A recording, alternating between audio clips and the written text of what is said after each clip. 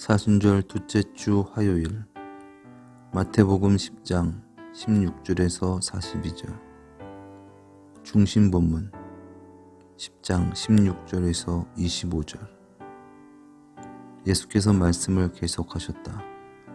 보라, 내가 너희를 늑대들에게 둘러싸인 양처럼 보낸다.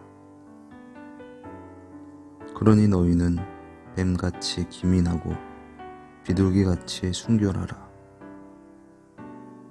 너희 주변에 있는 사람들이 위험을 끼칠 수 있으니 조심하라.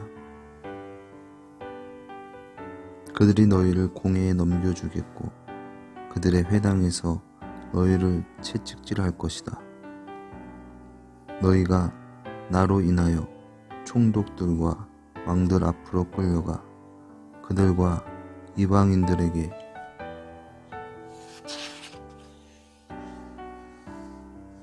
증거가 될 것이다. 하지만 그들이 너희를 넘겨줄 때 어떻게 말할지 또 무슨 말을 할지 염려하지 말라. 그때 너희가 해야 할 말을 너희에게 주실 것이다. 너희가 알다시피 말하는 것은 너희가 아니다. 말하는 것은 너희 안에서 말씀하시는 너희 아버지의 영일 것이다.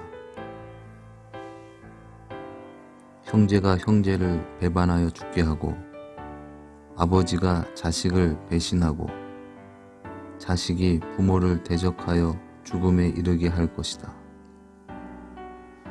내 이름으로 인해 너희가 모든 사람에게 미움을 받을 것이다. 하지만 끝까지 견디는 자는 구원을 얻을 것이다. 그들이 이 도시에서 너희를 박해하거든 저 도시로 도망쳐라. 내가 분명히 말하건대 너희가 이스라엘의 모든 도시를 다녀간 후에야 인자가 올 것이다. 제자가 그 선생보다 높지 못하며 종이 그 주인보다 높지 못하다. 제자가 그 선생 같기만 해도 종이 그 주인 같기만 해도 충분하다. 그들이 그 집의 주인을 바알세불이라 부르면 그의 가족들은 무엇이라고 부르겠느냐. 아멘.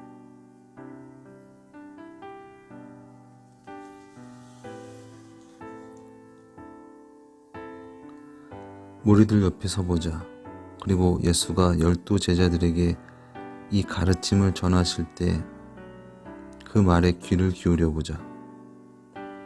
12 제자 중 일부는 불편한 기색이 역력하다.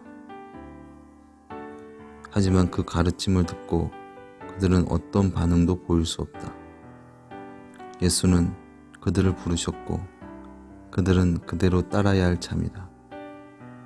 이 말들은 불편하다. 예수는 그들에게 상황이 혹독할 것이라고 말씀하고 계신다. 보수도 없고 미래도 불분명한 상태에서 힘든 일을 해야 한다는 의미에서 혹독하다는 것이 아니다. 사람들이 그 메시지를 반기지 않을 것이란 의미에서 혹독할 것이다. 특별히 이 본문에서는 그 메시지가 유대 공동체에서건 더 넓은 세상에서건 관리들의 귀에 들어갈 것이라고 분명하게 말한다. 그러면 그 관리들은 당연히 무언가 조치를 취할 것이다. 당신은 하나님께서 왕이 되고 계신다는 소식이 그의 옛 백성인 유대인들이 간절히 듣기를 바라던 내용일 것이라고 생각할 수도 있다. 어떤 의미에서 당신의 생각은 맞다. 하지만 그들 중 몇몇은 특별히 사두개인처럼 권력층에 있는 사람들, 그리고 헤롯 왕을 지지했던 사람들은 실제로는 하나님께서 왕이 되시는 것을 원치 않았다. 혹은 지금은 아니길 바랬다. 그들은 감사하게도 그들 나름의 위치에서 잘 살고 있었고 조금이라도 체면이 구겨지는 상황은 생각하고 싶지 않았다.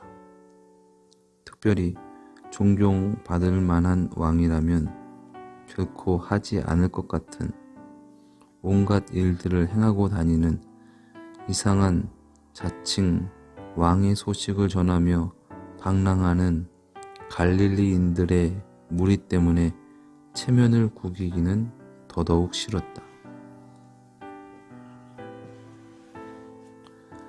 비유대인 통치자들은 어땠을까? 명백하게 이스라엘의 하나님이 왕이 되신다는 소식은 그들에게 위협으로 다가왔을 것이다. 그 전에도 오직 하나님만이 왕이시다고 외치며 싫다, 우리는 카이사르가 부과하는 세금은 내지 않겠다는 가치를 내세우는 혁명운동들이 있었다. 예수는 앞으로의 상황이 적어도 과거만큼은 나쁠 것이라는 사실을 예상할 수 있었다. 가족들이 분열될 것이다. 핍박과 심지어는 암살이 뒤따를 것이다. 이런 이야기를 듣고 그에 대한 반응을 보면서 당신은 무슨 생각을 하고 있는가? 이런 광경이 오늘날의 편안한 서구 사회에서는 완전히 비현실적인 이야기로 비출 수 있다. 하지만 오늘날 그 왕국이 우리에게 요구하는 바는 그때와 다를 바 없다. 자, 그 무리의 가장자리로부터 더 안으로 들어가 보자. 예수가 우리를 향해 고개를 돌리신다. 그는 무슨 말씀을 하실까? 우리가 처한 이 시대에서 우리는 사람들이 우리를 조롱하고 위협하고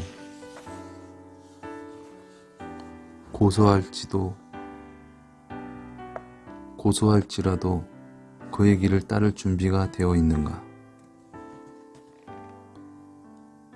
예수는 상황이 급박함을 알고 계셨다. 그는 너희가 이스라엘의 모든 도시를 다녀간 후에야 인자가 올 것이다 라고 말했다. 이 말은 매우 이해하기 어렵다. 마치 예수가 인자에 대해서 자신이 아닌 다른 사람으로 이야기하는 것 같아 보인다. 또한 그는 이 경천 동지알 사건이 단순히 그들의 살동안이 아닌 기껏해야 일이 몇 년 안에 일어날 것이라고 말하는 것 같다. 게다가 우리는 마태가 예수의 말이 진실이 아니라고 생각했다면 예수가 이런 말을 하는 장면을 보고하지 않았을 것이라고 추측할 수 있다. 그렇다면 이 말은 무슨 의미인가? 적당한 때가 되면 더 충분하게 살펴보겠지만 이 질문에 대한 답변은 이 말은 고도로 암호화된 정치적 언어라는 것이다. 예수는 지금 우리가 다니엘서 7장에서 볼 수 있는 그림을 암시하고 있는데 다니엘서 7장은 그 당시 굉장히 잘 알려진 본문이었다. 다니엘 7장은 인자와 같은 분의 도래와 신원에 관하여 말하는 혁명적인 본문으로 널리 읽혔는데 이 본문에서 그 인물은 권세와 영광을 받기 위해서 땅으로 오는 것이 아니라 하나님께로 오는 것으로 되어 있다. 그 당시 모든 구경꾼들은 이 말을 들으면서 하나님께서 약속하신 위대한 사건, 이를 통해서 그의 백성이 신원될 것이라고 약속하신 사건에 관한 암시를 떠올렸을 것이다. 나중에 예수는 이번에도 그들의 생각보다 더 많은 내용이 들어있다는 사실을 그들에게 보여주실 것이다. 하지만 잠시 동안 그들이 그리고 그 이야기를 듣고 있는 우리가 알아야 할 내용은 하나님의 목적이 진행되고 있다는 사실, 그리고 놀랍게도 그 목적에 사로잡힌 우리는 그의 왕국에 관한 좋은 소식을 공유하는 데 있어 우리 역할을 다하기 위해서 긴급하게 움직일 필요가 있다는 사실이다.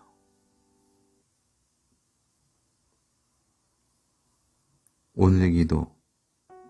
선하신 주님, 우리에게 용기를 주셔서 당신을 따르게 하시고 그 결과로 어떤 고통과 모욕이 닥치더라도 그것을 감당할 수 있게 하소서.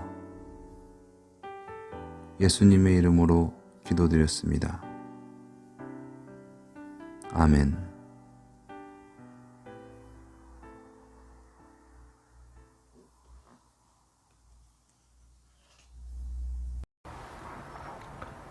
많은 은혜 받으신 줄 믿습니다.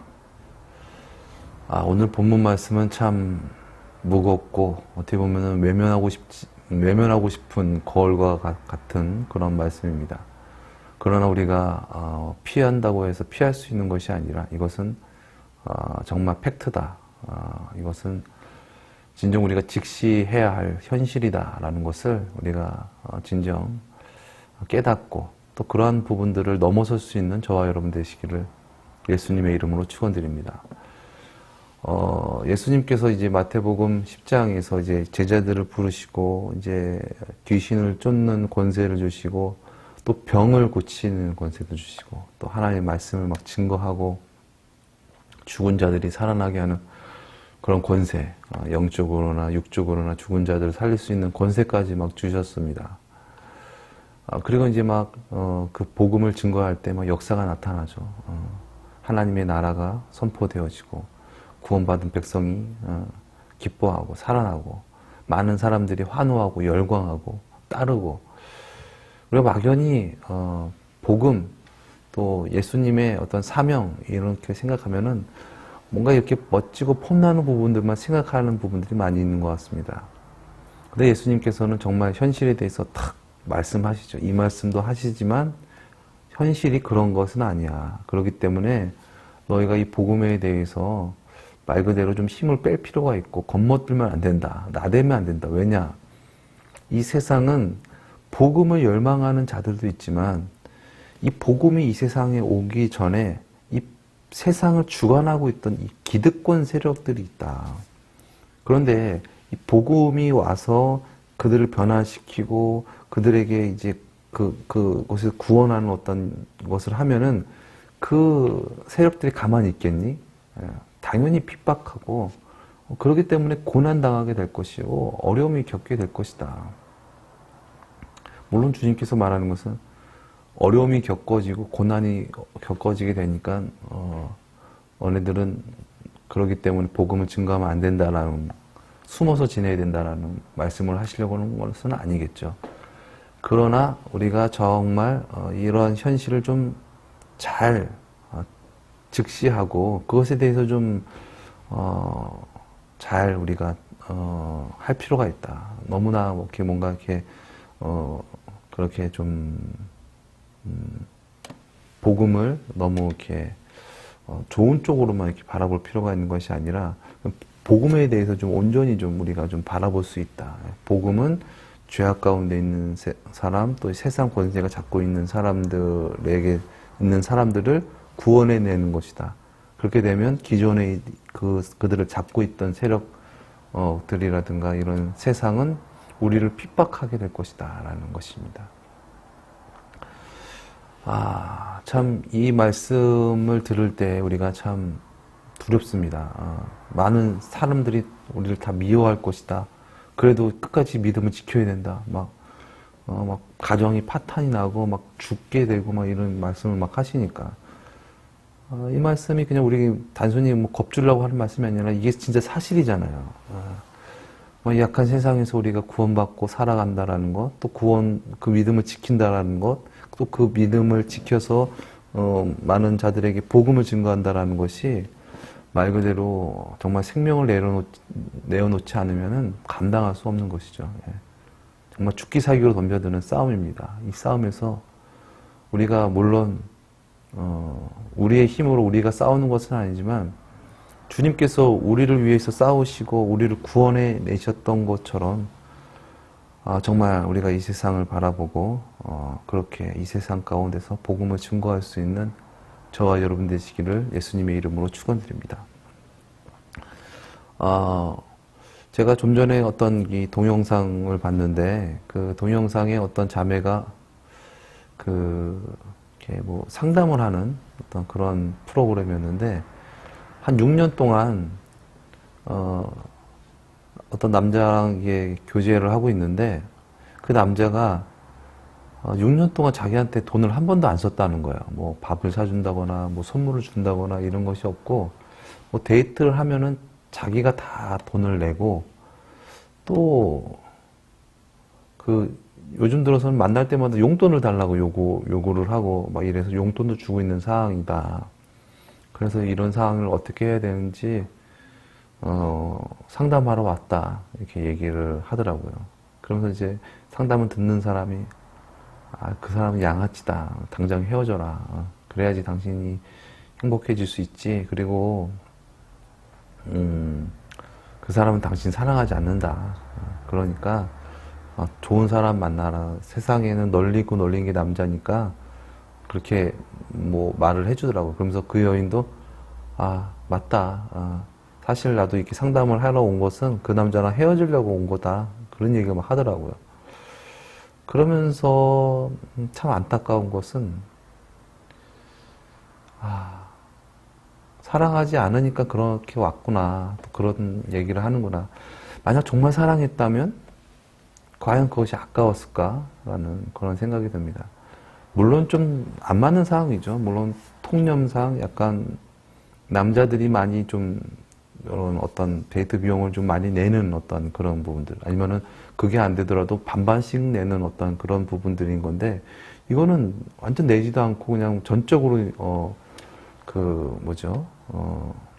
여자가 다 분담하는 부분들인 것은 참 누가 봐도 좀 뭔가 이것은 틀렸다라는 생각이 들지요. 또 반대적으로 근데 남자가 또 다 내는 경우도 많이 있잖아요. 물론 그러지 않는 경우도 많이 있지만 근데 정말 사랑한다면 그것이 정말 아까울까?